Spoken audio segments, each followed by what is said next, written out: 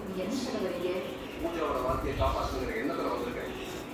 பூஜாவுக்கு விருப்பம் இல்லாத அந்த நிச்சயதார்த்தத்தை நடத்த முடியாது. நடத்தவும் விட மாட்டேன்.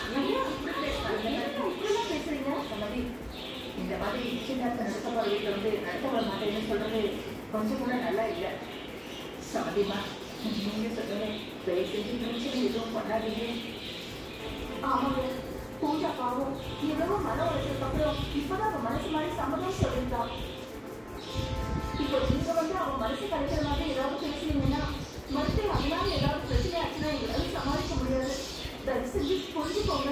அப்போ பூஜா கட்டாயப்பட்டுதான் சம்மதிக்க வச்சு நீங்களே ஒத்துக்கிறீங்களா?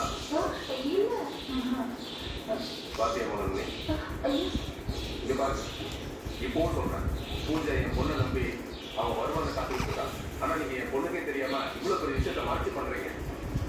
இப்படி ஒரு தப்ப பார்த்துக்கிட்டு நான் சும்மா இருக்க மாட்டேன். பேபி எந்த சம்மதி நீங்க எதுவுமே புரியாம பேசிட்டு இருக்கீங்க. இந்த நிச்சயதார்த்தம் நடக்கிறது உங்க கையிலும் எங்க கையிலும் இல்லை. இத திரு நடத்தி வைக்கணும்னு முடிவு பண்ணியிருக்கான். இப்படி நீங்க வந்து பிரச்சனை பண்றீங்கன்னு திருப்பு தெரிய வந்துச்சுன்னா திரும்ப உங்களுக்கு ஒரு பெரிய பகையை வந்துடும் சம்பந்தி. ஐயோ, அதை தயவு செஞ்சு புரிஞ்சுக்கங்க. யார் கூட எந்த பக்கம் இருந்தாலும் எனக்கு பிரச்சனை இல்லைமா. ஒரு பொண்ணோட வாழ்க்கைக்கு முன்னாடி எனக்கு அதெல்லாம் பெருசு இல்லை. மனமணி, நீ பூஜா கூட்டு, எதுவும் இருந்தாலும் சம்மந்தப்பட்ட பொண்ணுகிட்ட நேராக பேசிடுவோம். கூட்டு. பூஜா, அம்மா பூஜா, எங்களுக்கு பிரச்சனை எல்லாம் வேண்டாம்டா. அம்மா வேண்டாம்மா, எங்க சொல்லுங்க வேண்டாம், நீங்க வேண்டாம் சம்பந்தி. இவர் கூட்டி பாருங்க. போமா.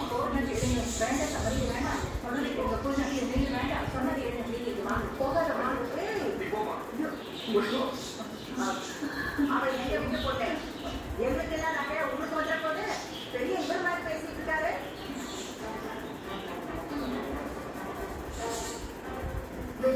அப்படி உட்காருங்க.